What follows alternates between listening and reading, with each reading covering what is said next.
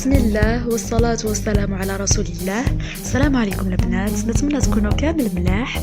معكم حنان في قناة جديدة ديفا كوين فيمينيتي على الجيريان، ومع أول فيديو ليا معكم خياتي نتمنى ننال إعجابكم، تدعموني، نفيدكم وتفيدوني إن شاء الله.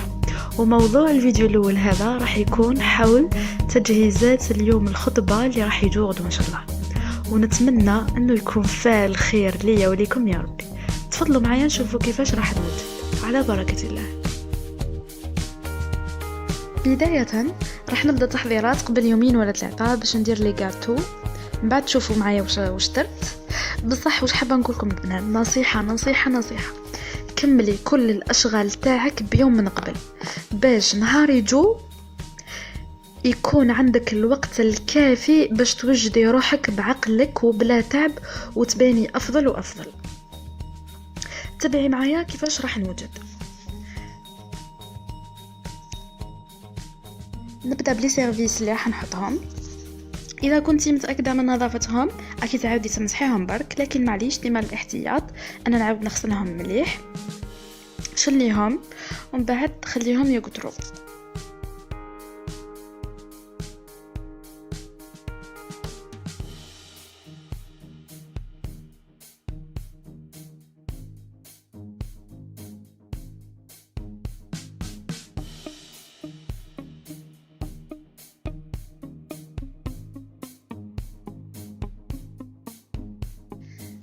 بعد ما مسحناهم مليح دوكا راح نعدلهم في البلا. نرتبوا سيرفيس تاعنا كل واحد كيفاش يحب يرتب. انا نحب نرتبهم هكذا، نحطهم واجدين وسامبل. نحاول ديما نحط ثاني بالزيت احتياطا للعدد اللي ممكن يجي. البنات هذه المره راهم جايين يخطبوا، واش معناها احنا عندنا في الزياره الاولى للخطوبه يجيو غير النساء، يجيو نساء الساعة يشوفوا الطفلة وكلش، يرحبوا بهم بيت الطفلة إلى آخره، تكون جلسة عائلية ودية. بعد المرة هذه اللي باش تكون كاينة رؤية شرعية اللي يكون فيها يعني زعما يجي الطالب الفتاة ويجيب مثلا معه باباه ولا أخوه، ولا المهم يكون فيها جلسات رجالية ثاني. هذو لي زاسيات راح نحطهم دوكا مع في البلا على جال باش غدوه راح نستعملهم للغاتو، باش كل وحده تدي لاباغ تاعها. الغاتو اكيد راح من بعد نوريلكم واش درت ان شاء الله.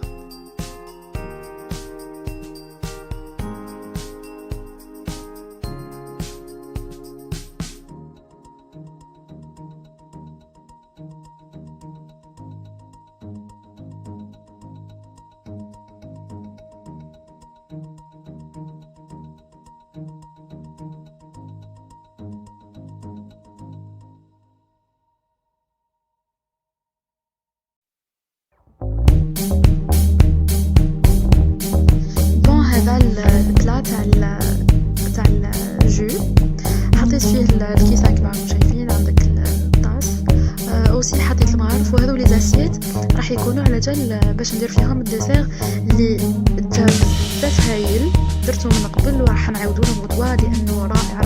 من بعد راح تشوفوا معايا كيفاش درتو. هذو لي سيرفيات اللي خدمتهم على جال باش يتحطوا مع لو جو. كما شفتوا البنات هذو هما تحضيرات اللي حضرناهم.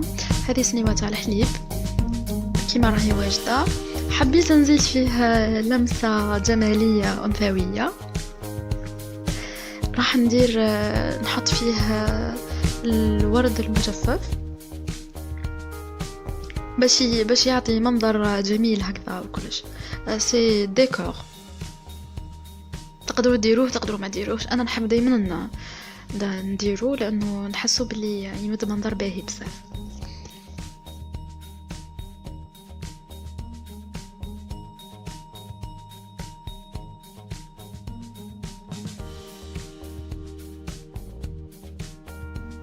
كيما راكم شايفين هذا البلاطو تاع الكيزوز بعد ما كملناه لي زيتاج هذوك راح ندير فيهم من بعد الغاتو. دوكا اكيد بعد ما خلصت الخدمه هذه لازم نغطيه، لانه باش يبقى نظيف وما يجيش حتى غبار من الغدوه. لذلك لازم تستخدمي الغلاف تغلفي لي بلا تاعك كيما راكم شايفين، يتغلفوا بيان وباش تكوني متاكده بلي ما راح يصرى والو، ما تعاوديش الصباح تعاودي تمسحي مثلا ولا تخافي انه تقاس ولا.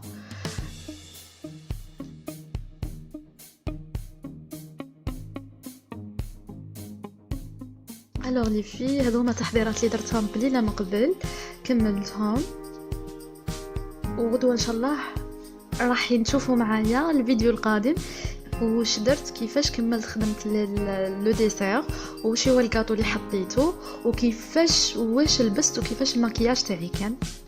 ا توت لي في ان شاء الله الفيديو الجاي.